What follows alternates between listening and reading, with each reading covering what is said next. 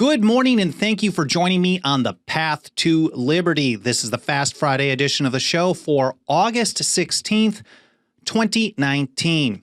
Now, 48 years ago yesterday, if my math is correct, back on August 15th, 1971, former President Richard Nixon closed what was known as the gold window, and the results have been pretty awful. Since that date, since that time, the purchasing power of the fiat money, that's Federal Reserve notes, U.S. dollars, has gone down about 80%, while the value of gold has gone from $35 an ounce to this week somewhere around $1,500 and up per ounce. So on this episode, I'm going to give an overview of what that was all about with some background information going all the way back to the 1930s and FDR. Plus, we'll point out a few lies, surprise, surprise, from Richard Nixon. Now, first of all, my name is Michael Boldin. We broadcast live every single Monday, Wednesday, and Friday at 9:30 a.m. Pacific time from here in my home office and studio in downtown Los Angeles for the 10th Amendment Center.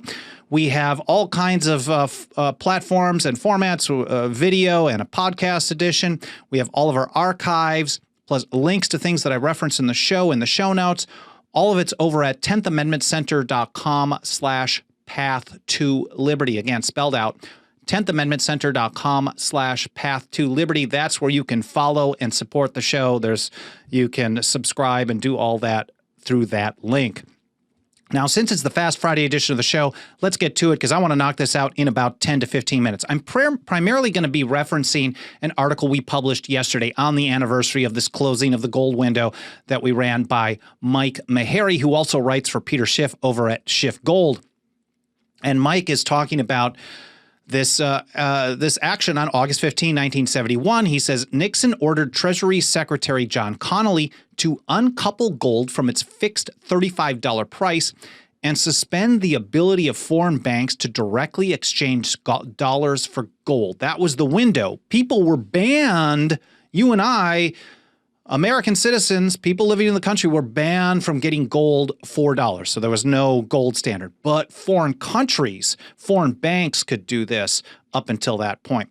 And in a national television address, Nixon, check this out, promised the action would be temporary. And of course, we know that there's nothing more permanent than a temporary government program, right? It was temporary in order to, quote, defend the dollar against the speculators. The evil speculators had to be, we had to protect the dollar from them. But this also turned out to be a lie.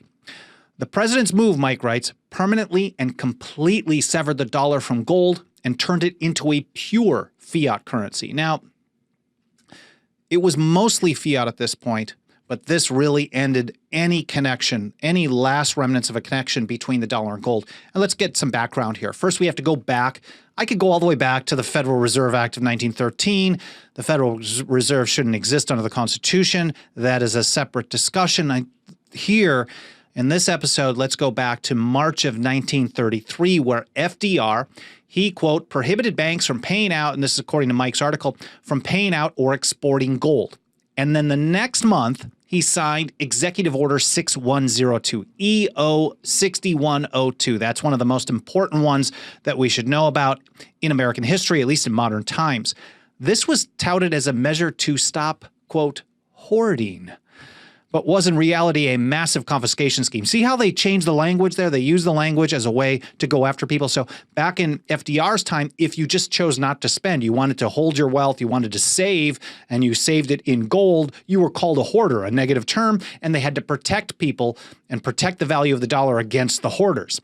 And then in Nixon's time, a few decades later, if you weren't hoarding, but you were spending by trading back and forth for dollars, whatever, you weren't hoarding though, then you were called a speculator. And then they had to protect the value of the dollar against people like you. So whoever's in office, whatever the political climate is, whatever the era, whatever the time frame, if you support sound money, government is going to find a way to make you see you as an enemy. So they just change names, change dates, and sooner or later, you're bad.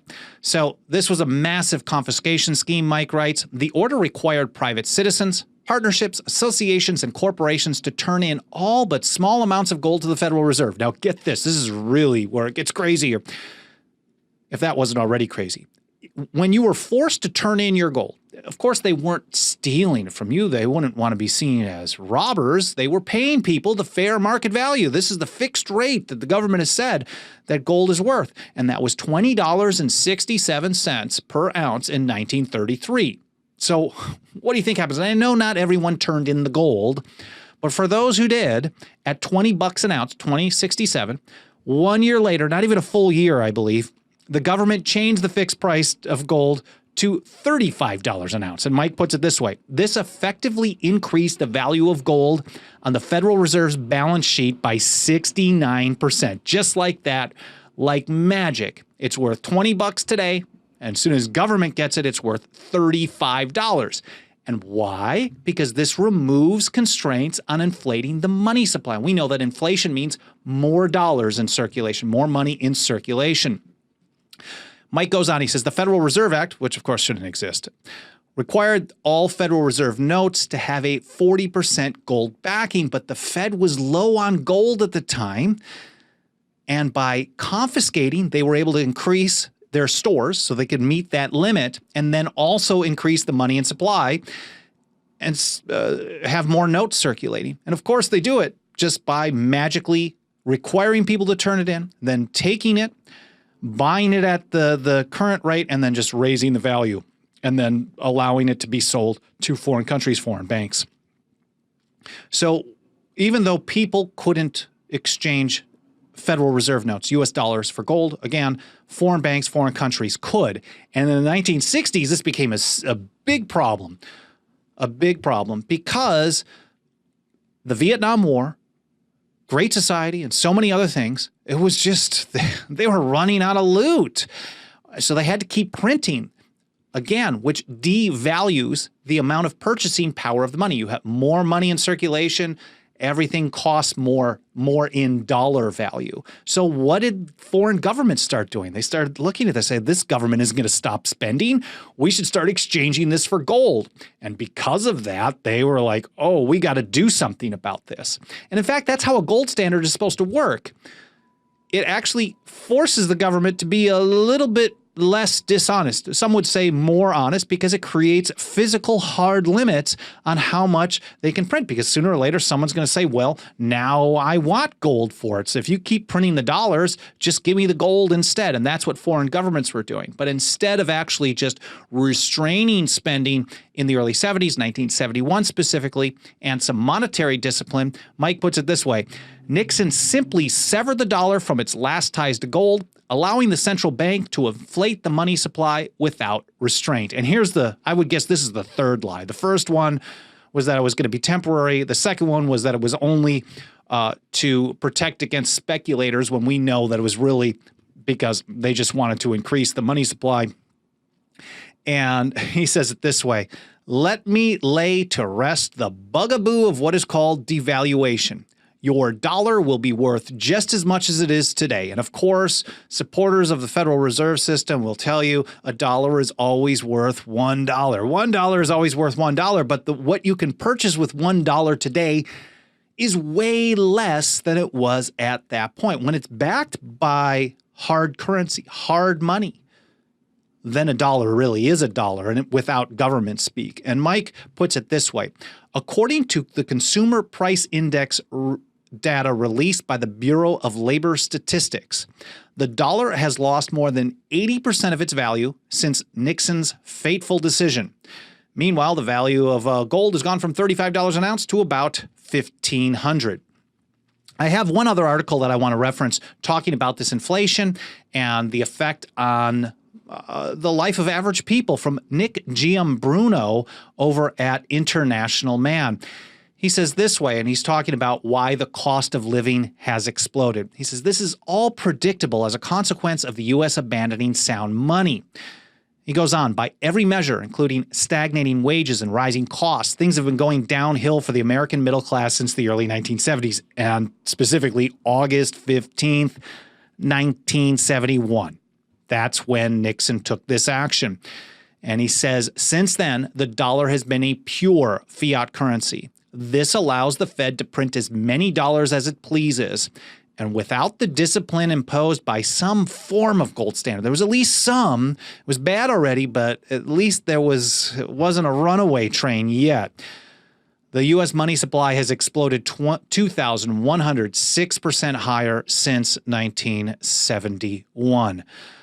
And this rejection of sound money, it's the number one reason that inflation is eating up wage growth since the early 70s. It's the number one reason that the cost of living has exploded. It's the number one reason that government is able to pay for and fund so many programs that should never exist, whether foreign or domestic.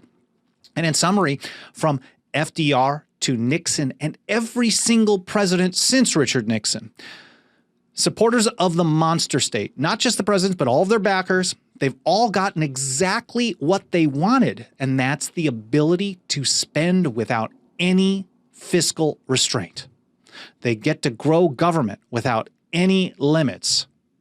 And the result, we've had massive, almost unthinkable national debt and a devalued currency that buys people, the average person, less and less every single year. It's not good news, but I hope you found this interesting, educational, and enjoyable to watch. If you want to support our efforts, again, it's 10thamendmentcenter.com/members. I know there's a number of you out there that are members, and I'm very grateful for that. If you feel inclined to support us financially, as little as $2 a month really goes a long way. And if you want to support us without spending any money, you can do that as well by smashing the like button, by subscribing, by leaving comments either live or in the archive, by sharing links. All of that stuff, all the platforms that you watch or listen on are all very easily triggered. So taking those actions tells the algorithm of the platform, oh, wow, I got to show this program to more people. So thank you very much for taking all those actions. Thank you very much for spending some time with me today. Thank you for those of you who are financially supporting our work. I really appreciate each and every one of you. I hope you have an awesome weekend, and I'll see you next week here on The Path to Liberty.